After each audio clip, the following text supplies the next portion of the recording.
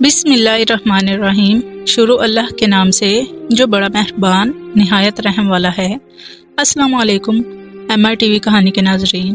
تو دوستو، آج کی کہانی کا ٹاپک ہے ایک کشتی چلانے والا نیک شخص اور ناچنے والے کا واقعہ۔ تو چلے شروع کرتے ہیں آج کی کہانی۔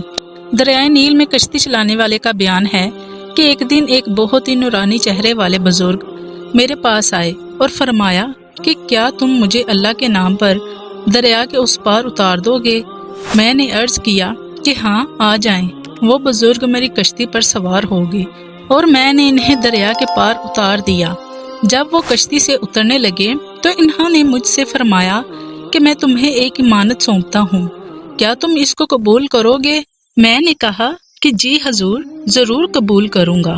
تو انہوں نے فرمایا کہ کل فلاں درخت کے پاس ظہر کے وقت آنا، تم کو وہاں میری لاش ملے گی۔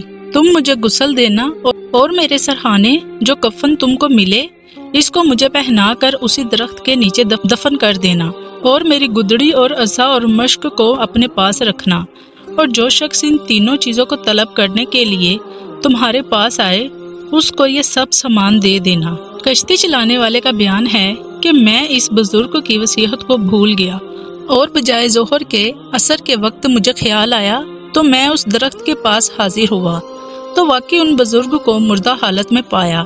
میں نے وصیت کے مطابق ان کو کفن پہنایا، اس میں مشک کی خوشبو آ رہی تھی۔ میں نے جوں ہی ان کا جنازہ تیار کیا، ایک دم اچانک ایک طرف سے انسانوں کی ایک بہت بڑی جماعت آ گئی، اور میں نے ان لوگوں کے ساتھ نماز جنازہ ادا کر کے اسی درخت کے نیچے اس بزرگ کو دفن کر دیا اور اپنے گھر آ کر رات میں سو گیا۔ صبح سویرے ہی ایک جوان جو ناچنے گانے والے بھانڈ کا لڑکا تھا میرے پاس آیا، نہایت ہی باریک کپڑے پہنے ہوئے، ہاتھوں میں مہندی لگی ہوئی اور بغل میں ستار دبائے میرے سامنے کھڑا ہو گیا، اور میں نے اس کے سلام کا جواب دیا۔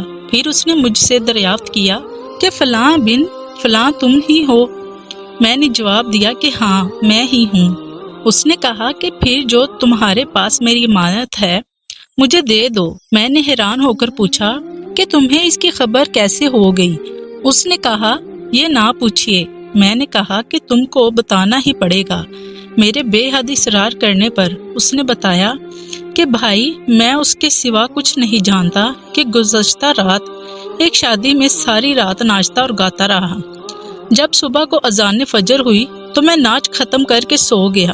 اچانک ایک شخص میرے پاس آیا اور مجھ کو جھنجھوڑ کر کہا کہ اللہ تعالیٰ نے فلاں ولی کو وفات دے دی ہے اور تجھ کو اس کا قائم مقام بنا دیا ہے، لہٰذا تم فلاں ملح کے پاس جا کر اس وفات پا جانے والے کے تبرکات وصول کر لے، جن کو وہ بزرگ تیرے لیے بطور امانت کشتی والے کے پاس رکھ کے دنیا سے تشریف لے گئے ہیں۔ ملح نے بیان کیا کہ میں نے ان بزرگوں کی تینوں چیزیں حسب وعدہ وصیت بھانڈ لڑکے کو دے دی۔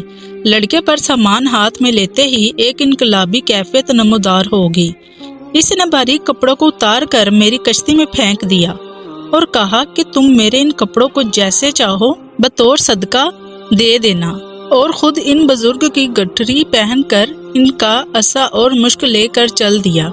ملا کا بیان ہے کہ میں اس بھانڈ کے لڑکے کی خوش نصیبی اور اپنی محرومی کا خیال کر کے رونے لگا، یہاں تک کہ رات آ گئی اور میں روتے روتے سو گیا۔ میں نے رات خواب میں اس نورانی چہرے والے بزرگ کو دیکھا جو مجھ سے یہ کہہ رہا تھا کہ تم پر یہ گرا گزرا کہ اللہ تعالیٰ نے اپنے ایک گناہ گار بندے پر احسان فرما کر اس کو اپنے دربار کی طرف رجوع کرنے کی توفیق عطا فرمائی۔